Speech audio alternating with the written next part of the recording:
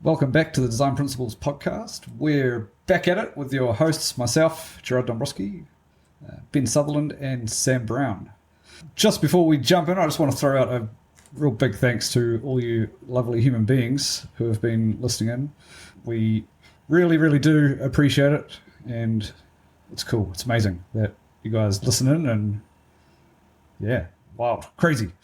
With that in mind, I just want to say that while we love to discuss sort of architecture topics ourselves, but we also love to bring people in like we have been.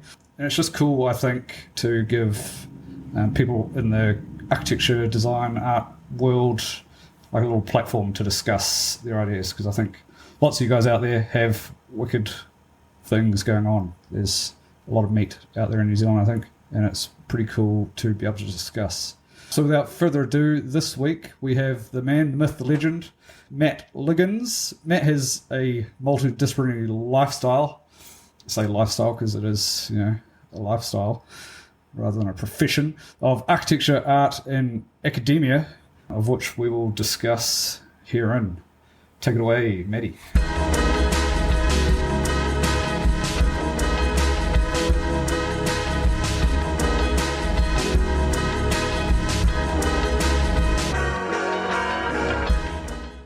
So Matt, welcome. It's good to have you on, mate. Nice little preemptive chat we've already had.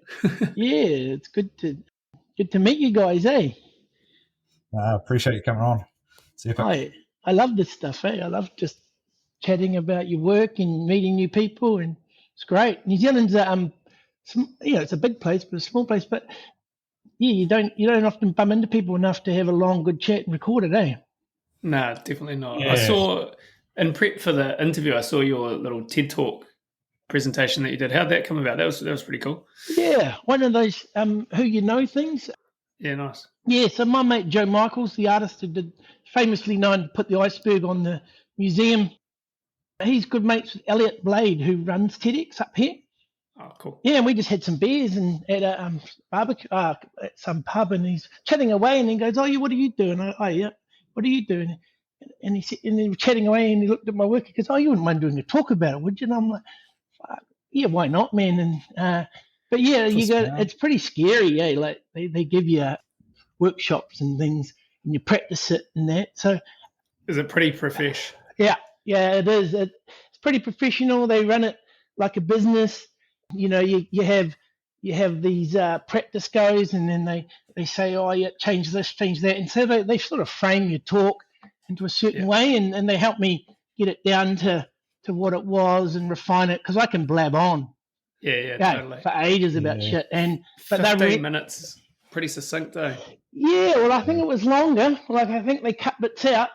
Right. But I could have talked for longer. But you think about this generation, right? That's got the internet and Snapchat and Reels. Like their attention span's dropping, eh? It's 32nd generation. Yeah, it's crazy, man. So like to get them to sit for 15 minutes, it's like eternity. Let alone watch a movie or something, Yeah. It's quite surprising, this whole podcast business, like that people actually tune in and listen to it. It's like, maybe it's super short form and long form for when people are going for a drive, or I don't know. They're the best for going for a drive. Like I listened to your one with Simon Devitt driving when I was just down in Palmy on holidays recently, and then I listened to Moller, his chat, and he was great. Hey, I was really surprised, like from going from that show where it's all pretty straight, and then his chat was great and loose. It's crazy, Chris. So surprising. I mean, I feel like, I might be speaking out of turn here, but I feel like Grand Designs must have had to rein him in a little bit. Handy, and I was thinking to myself, man, let him go. Like he's got great things to say, and then maybe the show is a bit generic, and people want that. They want that bit of magic, and they want to hear those things you wouldn't normally hear. And yeah, I learned heaps from just listening to him about the cosmos and his building and. He's great. He's a great thinker. Yeah, it was pretty cool. The passion and excitement is pretty inspiring. Yeah, and you guys know him from the Welly scene, because you guys are Welly and I'm up here. Yeah, we he tutored us, and he was sort of tutored us through university, and has been a bit of a mentor for Ben in particular through the years. So, Of course. it's a pretty, I mean, architecture throughout New Zealand's a pretty tight community, so everyone sort of knows everyone. Yeah, totally. Yeah, and just the friendships you get, and how people go, oh yeah, I'm going to uni, I'm going to do my degree and get out of there. But you forge these relationships, and you meet these people you'd never meet, and you work with them outside, and you hook them up with jobs, and you collab with them, and yeah, there's heaps of exciting things that can come for it if you're up for it. If you're open. Yeah, definitely. I mean, like, how does that play into your involvement with education, particularly around Auckland, uni and stuff? And I saw last night, was it yesterday or last night or the other day you held that sort of workshop that I saw that on your story. That looked really interesting. Cool to get that sort of student engagement. Yeah, that's it. So that just the second thing that SANS student network in New Zealand. That's my dog Pugsley. Shut up. You can see these construction workers working on the convention centre that burnt down. He sees their high vis and gives a bark. But so anyway, the SANS thing. I was just asked to do a workshop. So they ran this sort of open day kind of question and answer for high school students from South Auckland and West Auckland who wanted to do architecture. So cool. Yeah, I know the crew. I know Sahil from uni, and he's a pretty vocal guy. And they asked if I ran my City of Dreams workshop with the students after they had this Q&A with this panel from Unitech and AUT, us. And yeah, it would have been good for someone from down your way to be up there. We just did this workshop. But yeah, the uni thing, it's great, man. Like I practiced for quite a while for other people, so I kind of ended up teaching. But I knew when I was a student, and some of my mates reminded me, they're like, "Oh man, you said in class, hey, imagine doing this for a job, later on." And I was like, "Oh," and then when I came back to teach, yeah, it's a great thing. So yeah, I practiced overseas.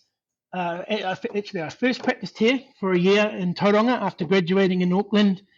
And I worked for Dennis Pocock Architects in Tauranga in kind of small office and learned how to draw up stuff. And then went into London for 4 years. I worked for a trust over there doing educational buildings all around the UK.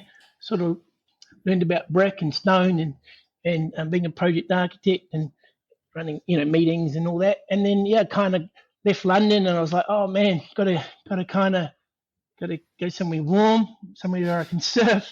So I was like, okay, Sydney. So my mate Lee from Palmy, Lee Vertigen, the ex-Olympic cyclist, he's a good mate of mine. He's a great person. So he was living over there, and I was like, I'll go over there. And just hung out. Ended up, he showed me Renato Dettori's house.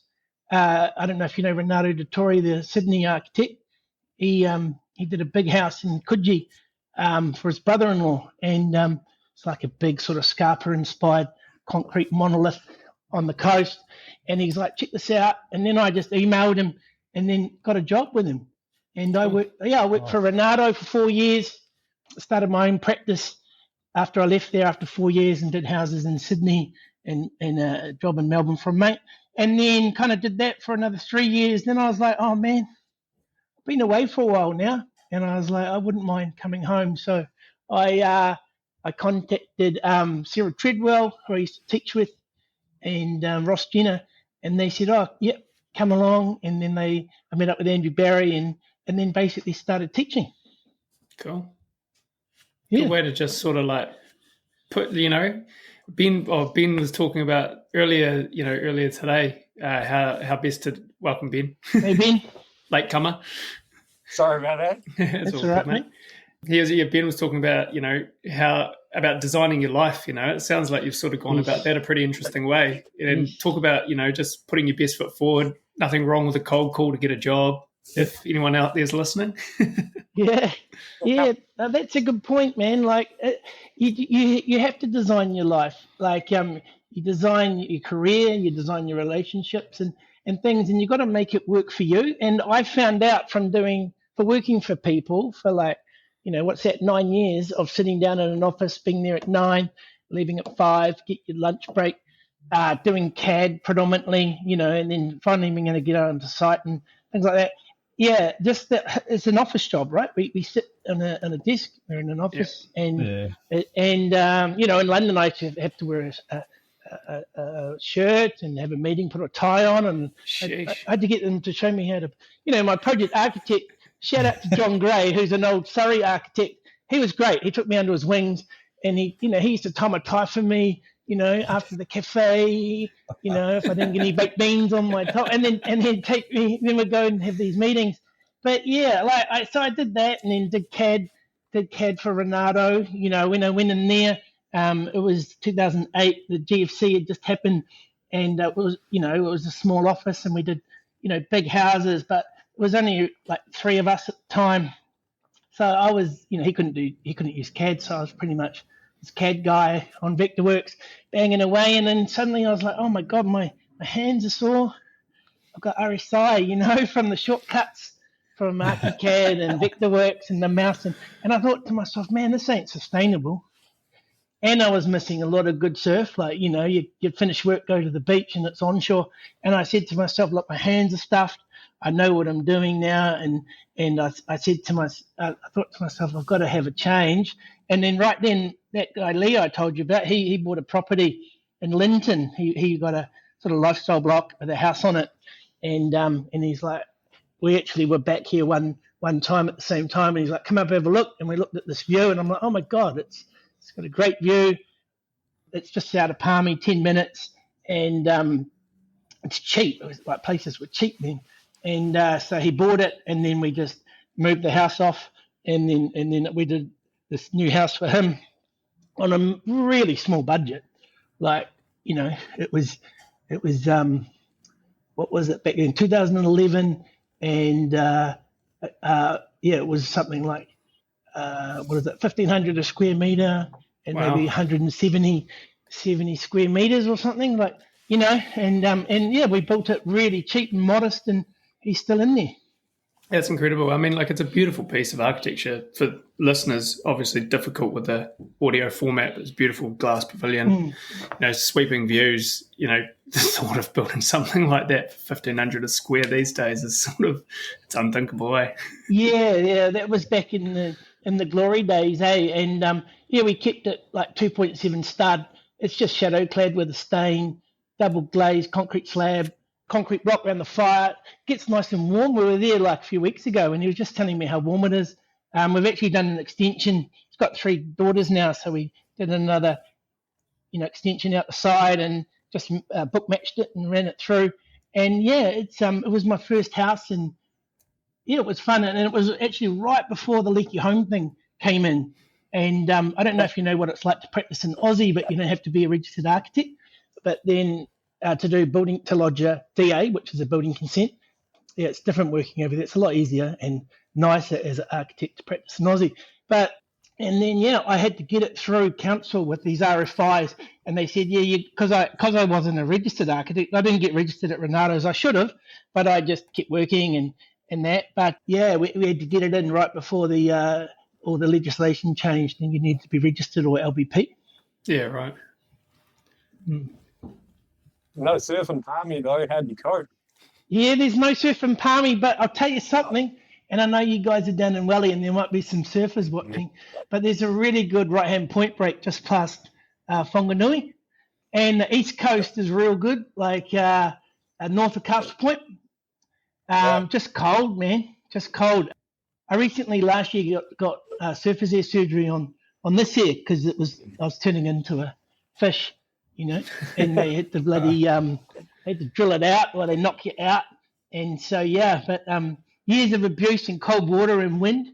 As you know, you're from Welly, you know what that south coast's like, eh? Oh, yeah. At the moment, it's brutal. Yeah, you got a big storm came through, eh? Yeah. I was down in Central Otago last week and earlier in this week, and came home to Wellington. I thought it was going to be a bit warmer, but it was the opposite, unfortunately. Oh, true. Yeah, it's hard down there, because I actually grew up in Tokomaru, so you know Tokomaru, right? You guys are from yeah. So my my family had a dairy farm there, and on my dad's side, they had it for years, 3 generations, and then so right at the Tokomara River went through the back of our farm, which is the border of Horowhenua. So I used to spend my time down there, eeling and motorbikes and hay sheds and all that kind of stuff with my mates. So yeah, it's crazy weather down there, man. Like we live in Auckland, and if I show you out here, it's a beautiful day today, no wind, and It is. yeah, love it. I've got all the windows open, and I see you and Gerard wearing the beanies. Yeah. We're I'm rugged I'm up. up in Auckland as well. I finally got it to 20 degrees in here. This, yes. she's central heating. This just is more demoralising than anything else, like realising how cold my workshop office is. Yeah, Jared, I love your workshop. I love seeing you make all that stuff. Hey, it's so great. Like making stuff, you can't beat it, right? Oh, it's bloody good. We need to get you up here, mate, and get you on the tools. Keen. My old flatmate was a welder, and we welded these stands for these sculptures I made. But yeah, you got a hell of a setup, and I don't know if you know Angus Muir. He's my mate, and we build a lot of stuff together. Like, and it's great to see like the computer spaces, right? And then you got the workshop, and you can jump between them. You get sick of CAD or computers, and you jump on and start making something. The balance between design and build, when you got two there, it's really healthy for you. Yeah, I think mine was a similar frustration as yours, is that when you work for somebody for a while and then you kind of realise that, oh shit, I'm working an office job. And it's like, that what? Like, I was brought up on a farm, and so I thought office jobs would be like quite a terrifying prospect as a child. Yeah. And then I thought if I was going down this road, if you could kind of balance between the two, that would be kind of a nice intermediary. Yeah. And so where was your farm? Waikato was where I was born, and then Invercargill for 10 years. Oh, wow. Woodlands sort of area. Yep. Middle of nowhere, 20k out of Invercargill. Yep. No, I know that area. My ex-girlfriend, when I was studying, was from Gore. So, right on. Yeah, little town. Yeah, we used to have our little like end of year primary school rugby things at the ice skating rink there. True. And it would have been memories at the ice skating rink. Was it an outdoor ice skating rink that would just freeze over? Oh no, the Gore one was official. You know, just in the lake. Big old shit. I think they got a fancy on the lake nowadays. So how do you find the balance between, because you do architecture as well, and you practice and you do furniture and art projects. How do you find balancing those? Because you don't teach. Do you teach at all? Are you involved with teaching through the uni? I have in the past. And it was epic. I loved teaching. Friend Tane's trying to convince me to do more teaching. Yeah. Which could be fun. Like, it just kind of activates something in your brain, I reckon, teaching, and then just ideas start coming out of nowhere, and just other people coming up with ideas kind of feeds you coming up with ideas.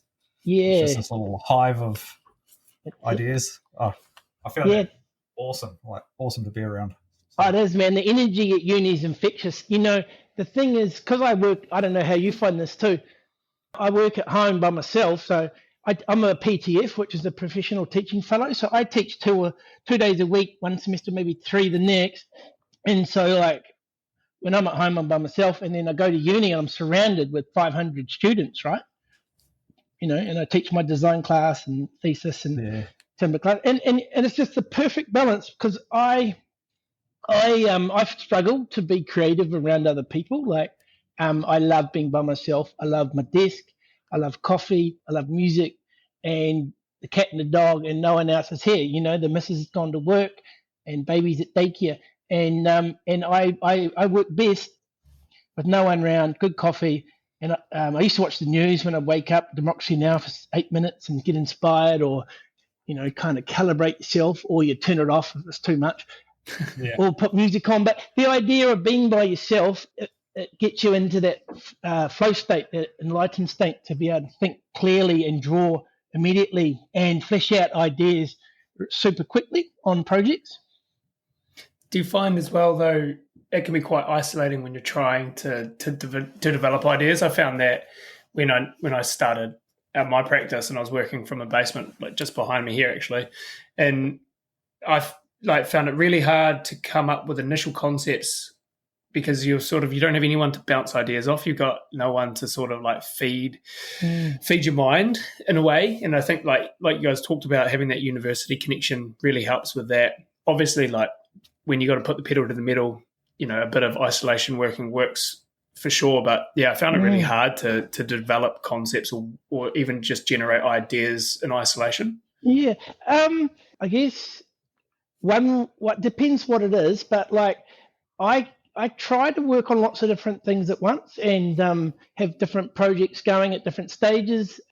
Some are made up, some are like real projects, some might be a new installation, some might be a house I'm working on. And I try to sketch, get it out, and then sit it down. Like I put projects in piles on the bed, and they're just drawings, and I just draw with a 0.72B because it's quick, and on an A4 cartridge, book with only on one side. And I have a methodology of working, and I kind of rip the pages off if they suit a project, or they stay in a sketchbook if they aren't a project. And I keep all my sketchbooks, and so some things become projects. But yeah, I don't stress if things aren't happening. I just like, okay, leave it. And then, I might be on the toilet, I might be out surfing, might be driving, it activates the brain, and things might come up. And I always have a sketchbook in my bag. I take it with me, and I just use it to write lists and do sketches and notes and things. So because I got to, I'll forget because I got lots of different ideas coming. So I try to get them down, and then they won't go anywhere because they're on paper. So what kind of things do you sketch? Do you sketch like house designs or details or just like things that you like? Yeah, what are you sketching? Yeah, everything. That's a good point. Like I use it for a mind map. So yeah, so if I'm doing a house, so normally if I get a house, I would straight away Google it, the address, and go to Street View, Google Maps, have a look, and just sketch out ideas if I'm got this straight away energy. But yeah, I write down things I find interesting, books, music, bits of artwork. I'm constantly screenshotting Instagram or Google, images of things as a recording of what they are. Even emails, I'll screenshot the email just so I remember, because I'm a visual person. So anything that's recorded visually is useful for me. But yeah, when I sketch, and I teach my students to do it, it's a sketch drawing it shows your thinking, and you have a record of your thinking, and you can go back chronologically and see, and make rough iterations on things. So so plan details, section details, artworks and plan section or exo. Yeah, but I just love drawing. Like I've always drawn. I always did art and kept drawing at school. And for me, it keeps me sane. Having a sketchbook, writing down stuff it keeps me how would I say, my mind clear. Like if I didn't write down all the time, my mind would be a mess. Yeah. And I don't like digital lists. Too much in there, you gotta get it out and put it in a little folder or a file, like a computer file. You know what I mean? Yeah, that's definitely when I start procrastinating the most, is when I've just got too much running through my mind. I don't know what to prioritize. So you can't just sit there thinking about a little bit each thing, and then it's like, oh my God, I'm getting absolutely nowhere.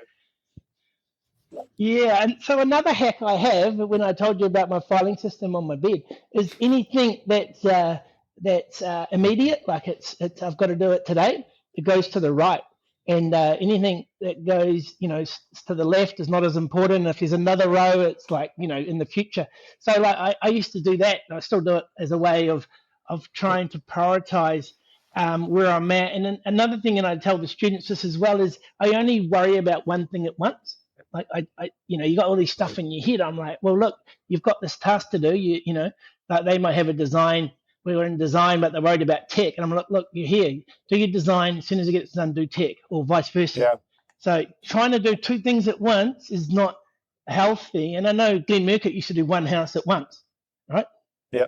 They wouldn't do two houses at once, always one house after the other one. Yeah, I've got a similar thing on a smaller scale where I try and just achieve one major task a day. So I'm like, oh, what's my daily task? And then if it's a task that has to be big enough to have some sort of meaning behind it. But if I achieve that one task, then it feels like I've accomplished something, during the day, and then everything else is kind of just a bonus. Yeah, that's it, man. That releases your dopamine. Like the first thing I always do, I had OCD as a kid, so my room was spotless. Like I had to have everything perfect and aligned, and I'm glad I got rid of it somehow. So have it a bit, but yeah, first thing I normally do is I wake up, and now I wake up and I go with the daughter maybe or something, and then get rid of the dog and cat shit that goes. But make the bed, you make your bed and you feel like you've accomplished one task for the day. Yep. And then you just think of that like, hey, I've got things to do and I will just work through the system of doing these tasks. And then, concentrate on that one thing I need to do for work today and do the next one tomorrow. It's a good way of balancing everything, because I imagine, Matt, you're pretty, you've got a lot of things coming from a lot of avenues, the architecture side, the art, obviously, you can see some of the stuff behind you on the video, and also the education thing. Like that's a lot of things coming from a lot of different angles to sort of balance. So, it's it's good to have a system, that's for sure. I mean, how does the art fit into all of this? Yeah, so the art thing probably comes from the frustrations of working as an architect. Also, I've always liked art. Like I was always that kid in the class in Tokomaru that would do the drawings and win the competitions of the little clay man, the Mexican man sleeping on the thing. And but I've always liked art, and I've always thought about doing fine arts. But the art projects they came about by, I guess, in Sydney when I finished working for Renato after those 4 years. I was like, man, I just want a break. And I was living in Waterloo, and we had a big courtyard. So I just spent the whole summer painting, and I had a show. And that whole art thing came about really by when I was working with Renato. This artist moved in next door, and I'd just been home for summer. My sister goes, "Hey, I got your book on Brett Whiteley. I don't know if you know Brett Whiteley, the Australian painter." And he's a very famous Australian painter. He won a competition when he was young. He went and worked in London and New York. But anyway, his best man was Michael Johnson. So my sister got me this book, Art and Life, and I read the introduction, and it talked about Michael Johnson. And this guy moved in next door to Renato's, and I could smell this oil paint. And then he had the sign Johnson on the door. And then I saw him coming down the hallway, and he's like 70 odd. And then I said, "Oh, you're not Michael Johnson, are you?" And he goes, "Oh, I am." And then we just started chatting. We became friends. But he inspired me because he was a great colour field painter as well. And he inspired me to be an artist, to balance the two. So working in Renato's office, doing big houses in Hamilton Island and concrete, in situ concrete, border form, highly detailed and sculptural, and it was stressful. You know what it's like. You're in an office and getting stuff built. And then next door was Michael Johnson smoking ciggies, listening to music and that. And so he kind of inspired me to follow the art thing. And then all my installations basically came about when I got back to New Zealand. I had a friend. I got a friend whose mum was running Art Week. And she knew I taught, and she said, "Oh, do you and your students want to do some stuff for Art Week?" And I ended up doing the pyramid schema, that little pyramid that I set in to cheer people up. Polycarb number. No, the pyramid the pyramid's the little. Is that the little drawing one that you said? Yeah, that's it. If you go to YouTube and type in my name, you can watch a little video that Sarah made. But basically, I was frustrated with how hard it was back here for cost of living like it is now. And I thought I can cheer people up by sitting inside this pyramid scheme and meet random people, have a conversation, find out what makes them happy in life, do a drawing, and give it out to them so that they can have a reminder when times get tough that what's important is your family, your friends, food, whatever. People sitting in triangles. Yeah. Secret man in a pyramid. Yeah, it was a bit weird. It was a bit kind of confessional. So I started with the pyramid schema. Then I was like, cool. yeah. So after that, I was like, oh, I want to do something else for Art Week next year. And me and my mate Kyle, we built the plastic bag house at Angus Muir's. So it was basically, I thought I was sitting in this little pyramid on a bear crate, right? And I was like, man, this is small and uncomfortable. Why don't I just make a bed? So next time I can just lie on a bed and have a sleep. So I had the spare bed, and then the whole design was based around this little queen-sized futon, and then we built this sort of 32 mil ply. We just got my mate who's a joiner just to draw it up and rip it into these equilateral triangles, and then that was the plastic bag house. And that was with polycarb, 8mm twin wall polycarb, and LED lights from Angus. So that was the second of the three, because I said to myself, I just want to do 3 triangular projects. And then the third one was the Vitruvian tunnel, Angus goes, we can do this new installation for Bright Nights if you're keen. It's my first light festival. And he goes, what do you want to do? And I said, I had to think about it. And I was just thinking about the triangle. I looked up at the lights one night inside the plastic bag house and saw the sort of, the symmetry lines reflecting back. And I thought, man, that's cool. And then the triangle, and I thought, man, I want to do something I can stand in now. So I scaled it to the Vitruvian Man drawing by Da Vinci. Yeah. I actually came across that in Taupo. Was that in Taupo? Yeah. A few years ago?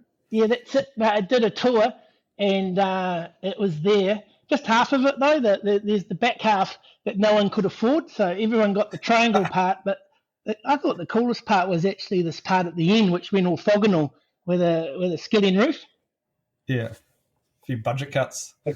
Oh yeah, people can't afford it, eh? I had both the tunnels out for Bright Nights. It was at the Kia World Class New Zealander Awards in Sky City for one night. They just had the front triangle, but we just set it up in a short time.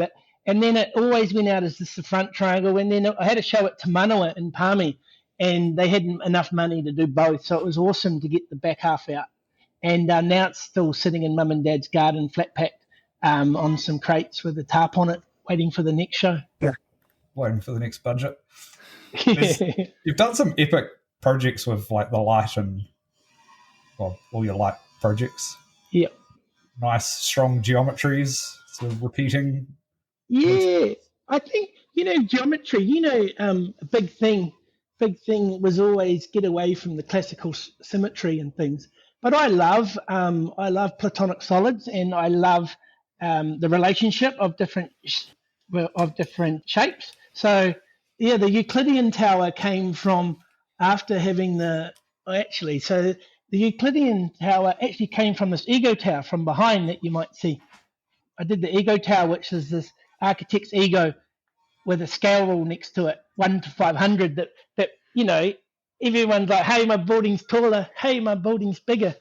But a model is scaleless until you put a scale ruler next to it, right? And it proves how stupid the whole ego is to say, hey, mine's taller or better. And so that was my first tower. And then I thought, hey, got invited to do a festival in Turama, for Turama Festival in Albert Park with the Sculptural crew. And I started designing it. COVID happened, but it was delayed for 3 years, but they gave me money each year to keep working on it. So I did the Euclidean tower based on Euclidean geometry, which is point line plane geometry, which is how you draw shapes. With a pen, you might just touch the pad as a dot. That's a point to a line, and then follow it around to a shape that might be a triangle. So that becomes the plane. And I just wanted to create something. So from the outside, it'll be the point light at the top on a line column, and then you look inside it, and there was a your oculus as you look up it, and all these different shapes sort of you could look through them, and you could look through to the point and the line at the top. So yeah, that's where that one came from. It's kind of like really what are those things that you look through as a kid and you kaleidoscope. Yeah, kind of like a kaleidoscope on the sides. And I still want to get it back out there, Like it wasn't exhibited again yet, because it needs a high ab. Like it's 9.6 meters high, so it needs a high ab to lift all the bits that you sort of screw down, and you got to go up there on the ladder. I didn't do it. Jared and Tim did it to hook all the cables up. So it's a big install. But I did think at the end of it, I could get mirrored ACM or a mirrored vinyl wrap and do the whole inside in it in mirrored vinyl, and the top of it there's actually a triangle, a square on an angle at the top. And I was thinking, man, it could be awesome to play with that or one-way glass and keep revising it. Yeah. How much design iteration, Matt, goes into these sort of installations, or are you sort of just like throwing it out there and using the actual installation as sort of your iterative design process? No, it's too expensive, Like they cost quite a bit because they're so large. So like I say before, I slow cook ideas over time through drawing, and there might just be a primitive drawing of the idea from history, and then I'll play with it into a arrangement where I can think about how it might relate to a space or people in there, and what sort of effects or translations or I would like to achieve.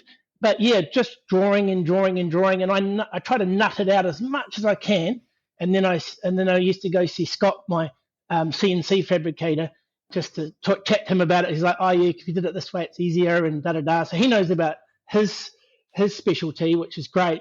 And also at Angus's, Rob does all the CNCing, and he meetings with Angus and Rob just to suss out, hey, try this, try that would work. And so they got really good experience in building. Like, I don't think I'm that good a builder, but I can design.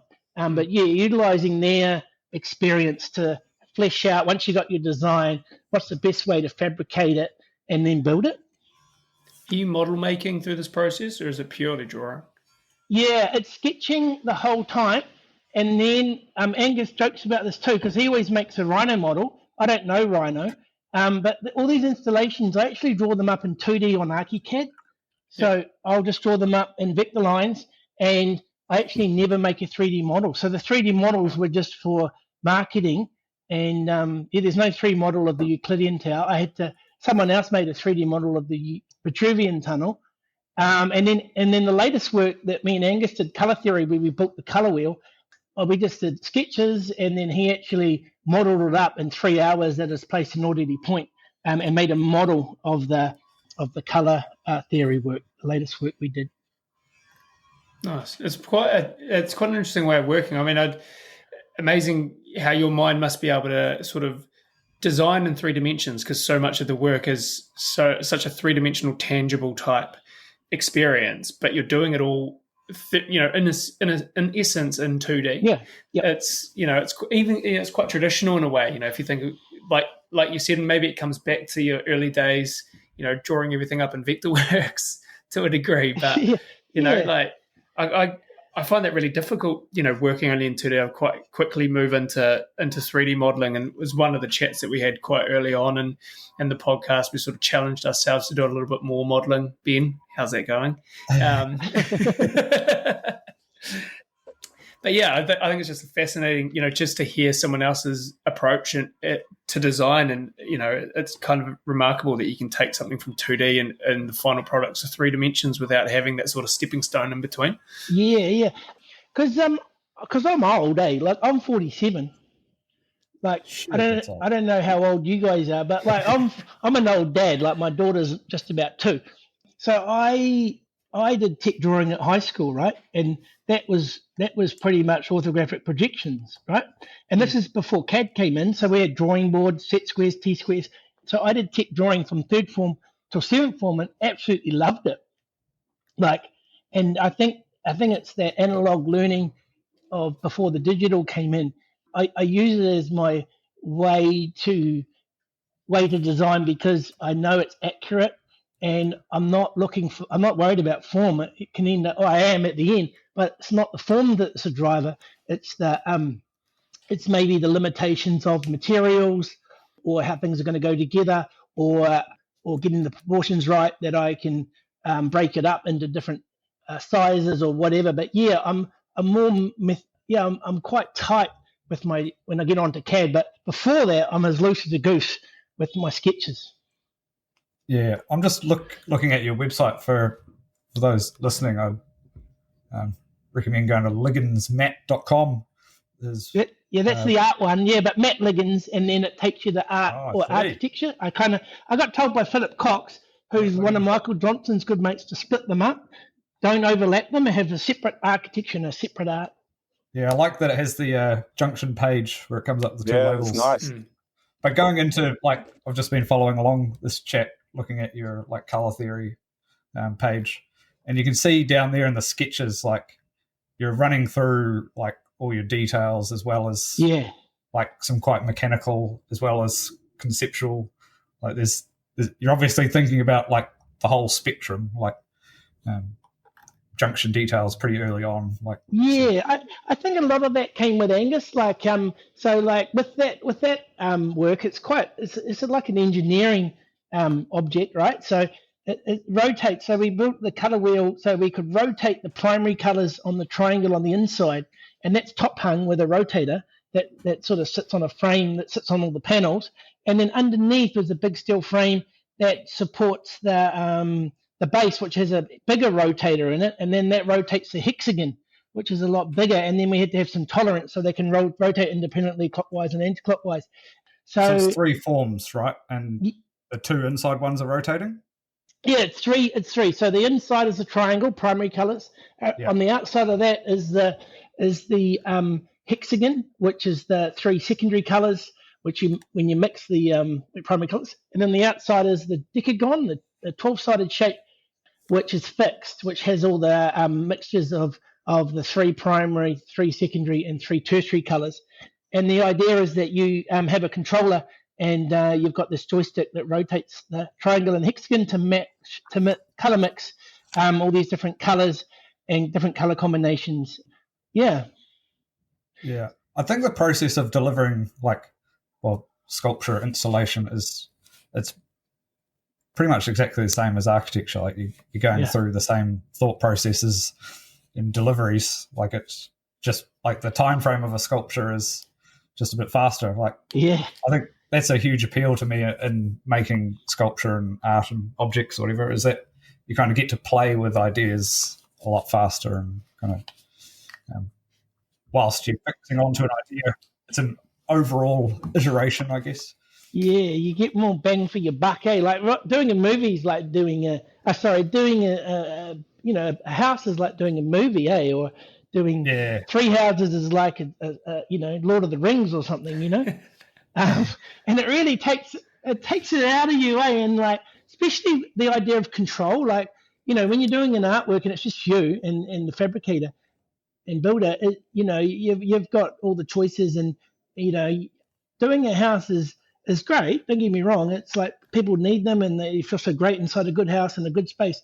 But there's so many people involved in that process. So as you get the client, then you get your site, then you get council coming in, and you get so many different people. And if they're not aligned, you can slowly get eaten away. Oh, massively. At what you want, and it's so hard sometimes. You work so hard to get certain things manifested, and these little things that someone might see on a Thursday night on a TV show, The Block, and go, oh, let's do that, and you're like, oh man, I was thinking about that 15 years ago, and things like that, Matt, as well, it's kind of correct me if I'm wrong, but in most cases, are you doing your art for yourself? Whereas if you're doing architecture, it's very rarely, if ever, for yourself. It's always for someone else. That's sort of that differentiating point as well. You're sort of your own client when it's your artwork. Yeah, handy. Oh, well, the client is the festival, but you're the artist. But I've never I've always travelled and have never put down roots anywhere, but to do my own house one day. But one day, maybe. new build, or doing notes and ads on my parents in Palmy if we ever end up there. But yeah, it would be amazing to do your own house one day. But man, it's expensive to build. Yeah. Land's expensive, eh? Yeah, don't get me started. Like in an ideal world, like, we'd be back to 1,500 a square metre, and sites would be 200 grand, and, we wouldn't have leaky homes, and we wouldn't have to detail our arse off and do these, like, tell a builder how to suck eggs and things like that just to get consent. And but yeah, that's a dream one day, maybe. Utopia, right? Yeah, the utopian architectural world. Hopefully it's coming one day, but, it's so expensive to get all your consultants and all these new regulations, and, it's just gone nuts over here. Yeah, it must be nice sort of having that. And Gerard, you must find it the same. Like, my practice, it's all in architecture, and so it's just constant frustration, essentially. Obviously, it's super rewarding, but it's tough. I mean, for you guys having that outlet, that artistic or that sculptural or that furniture outlet, must be so nice having something that's so much more freeing to kind of turn to when things get a little bit stressed.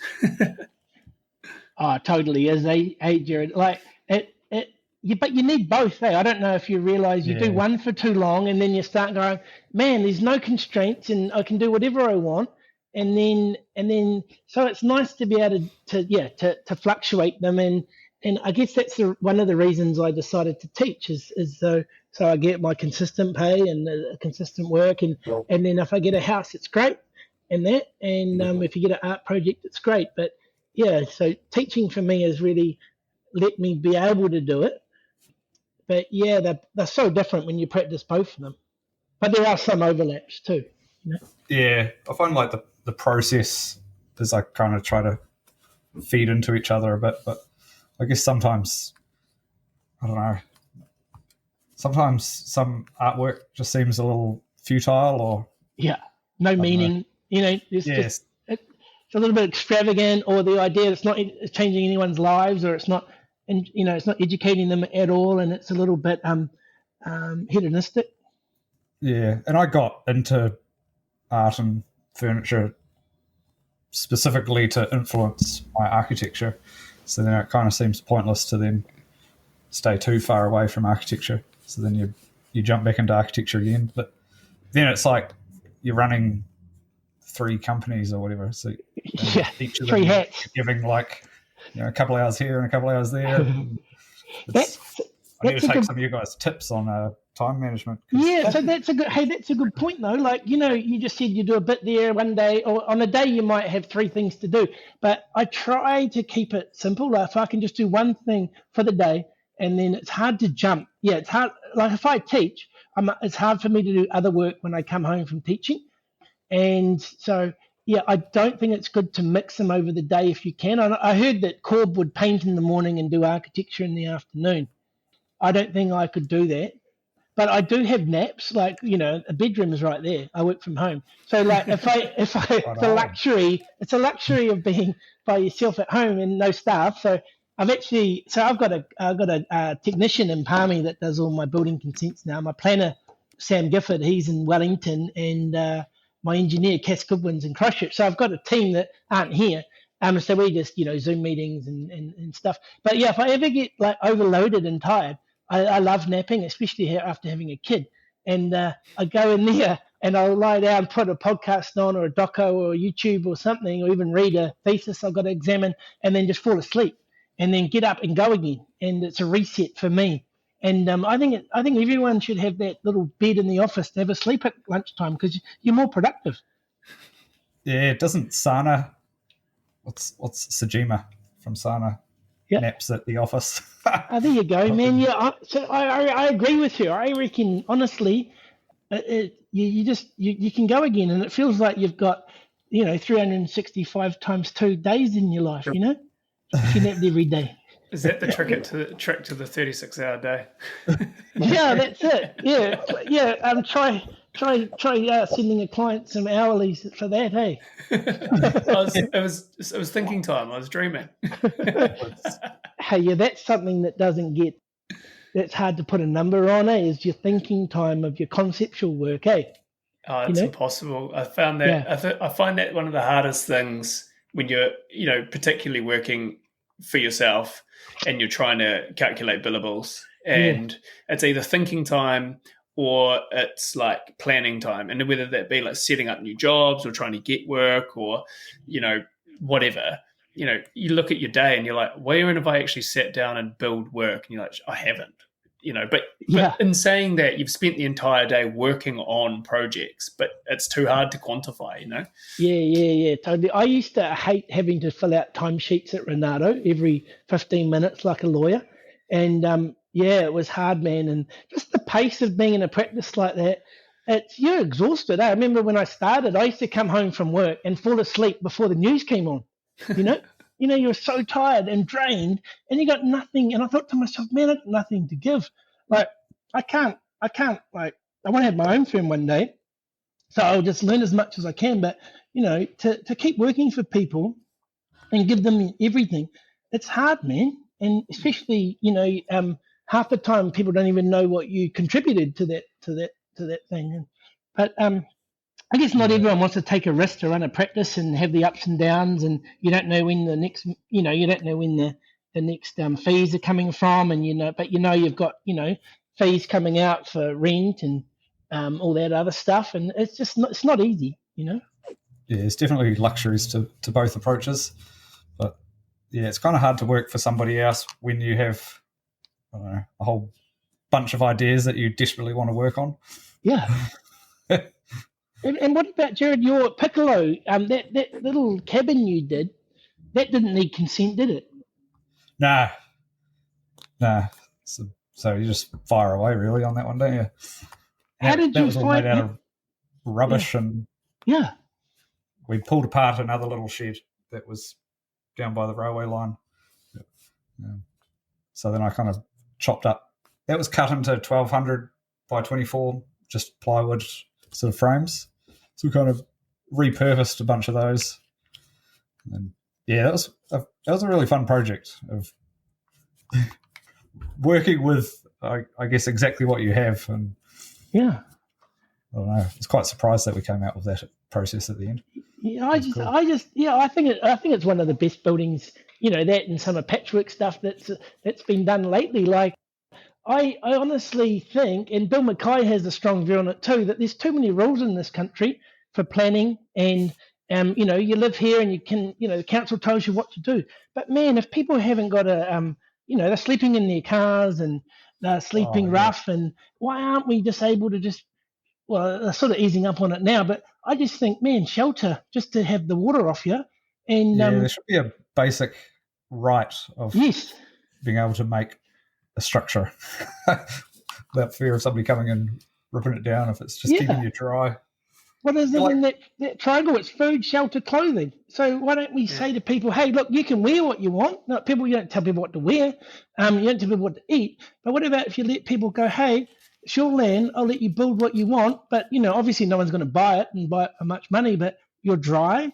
You've got a fire in there. You can put on a jersey if you're cold. Like, I just think that, like, you've got a big housing issue, and look what's happening with Karangaroa at the moment and all this. And you think to yourself, man, maybe we just need to go back to the old batch days and simplify things so people can at least have that basic right to build a basic shelter for themselves. Yeah, there's definitely something to be said for deregulation. I know Ben's always up against it with his medium density stuff. That's all I do is fight the council day in, day out. How do you do it, Ben? How do you do it, mate? Honestly, how do you do it? Sleep at night. That's how I do it, because the rest of the time I'm just lying in bed thinking about how annoyed and frustrated I am. So that's not healthy, man. 4 hours sleep is not good. This is coming from a man with a 2-year-old as well, Ben. So. Yeah,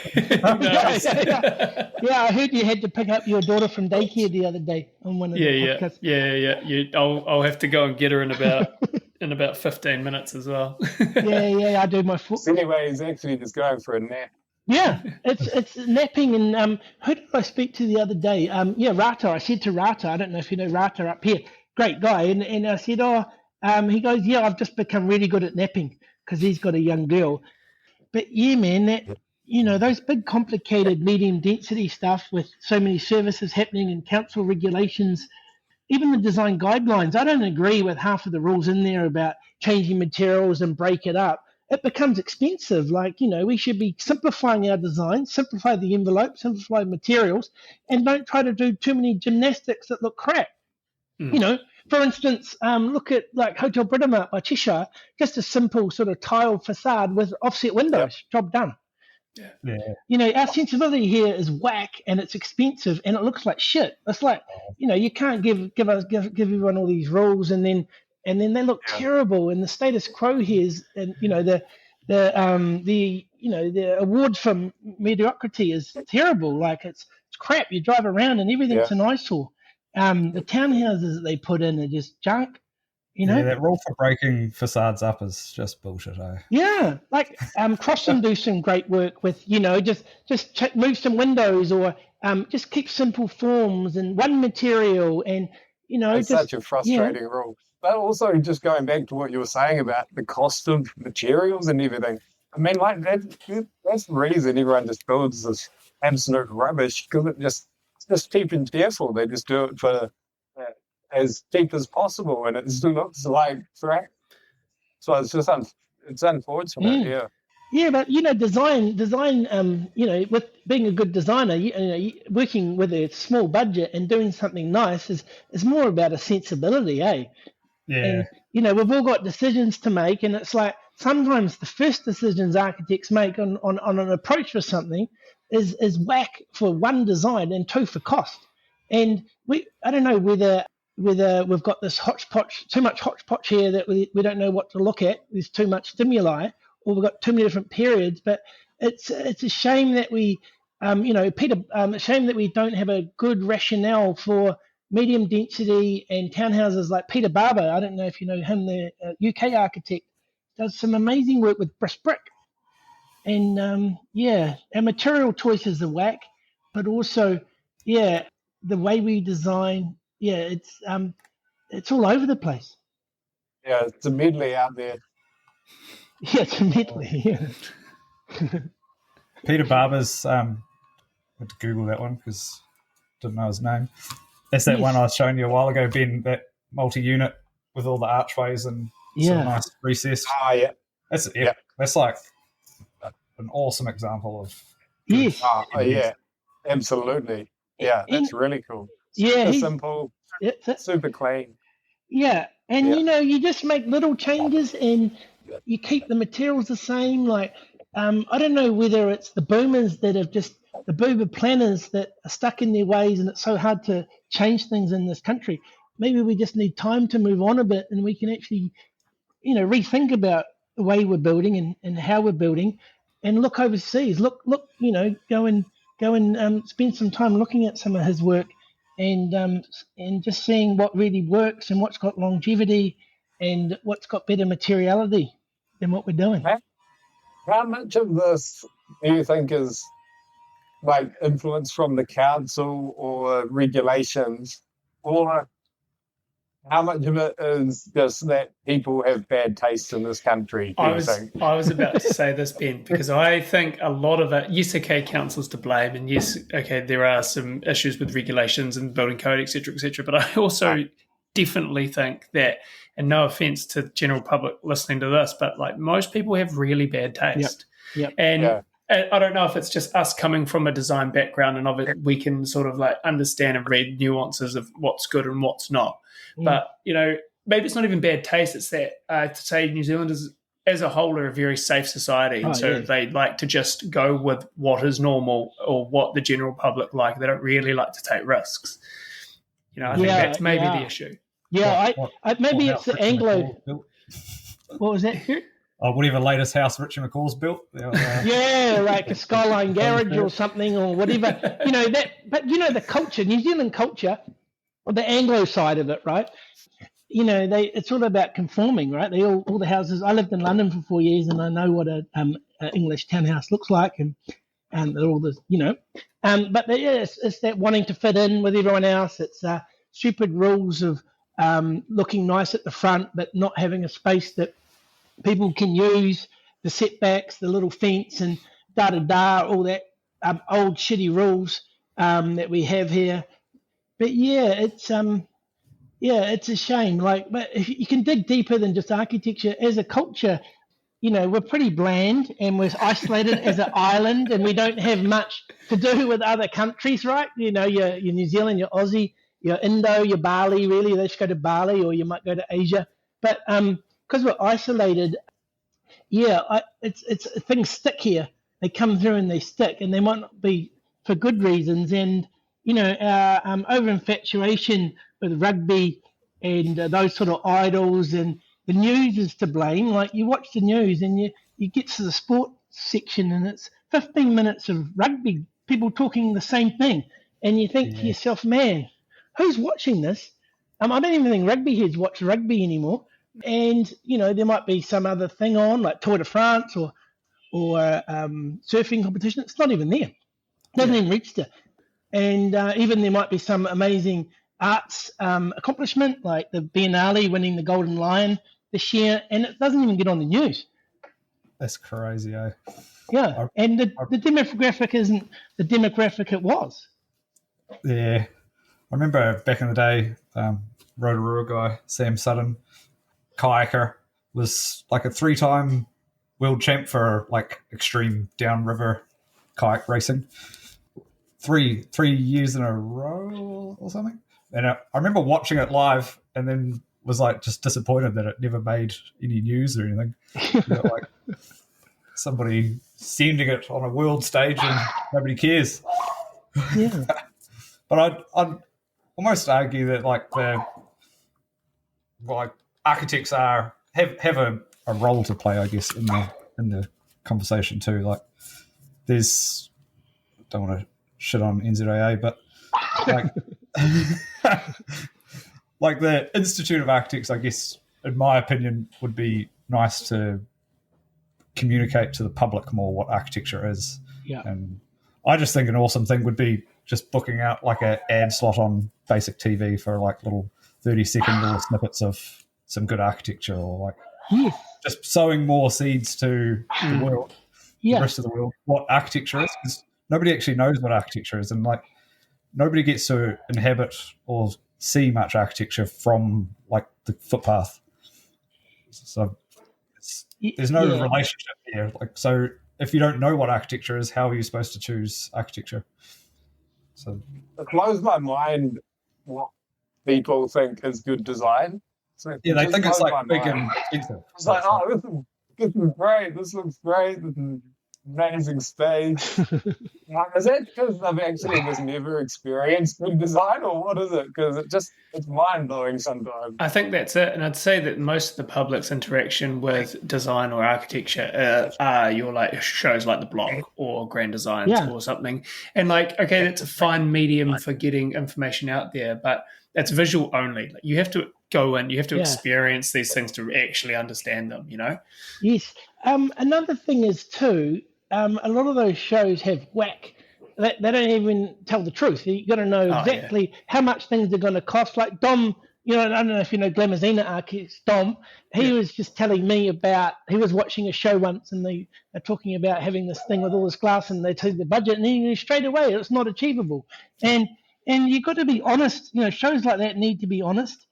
Even awards need to say what the budget was and how much it costs. Like, because you can do anything with heaps of money, but the skill is to do the skill is to do something amazing with a small budget. And if you're not awarding that, we're just going to drive the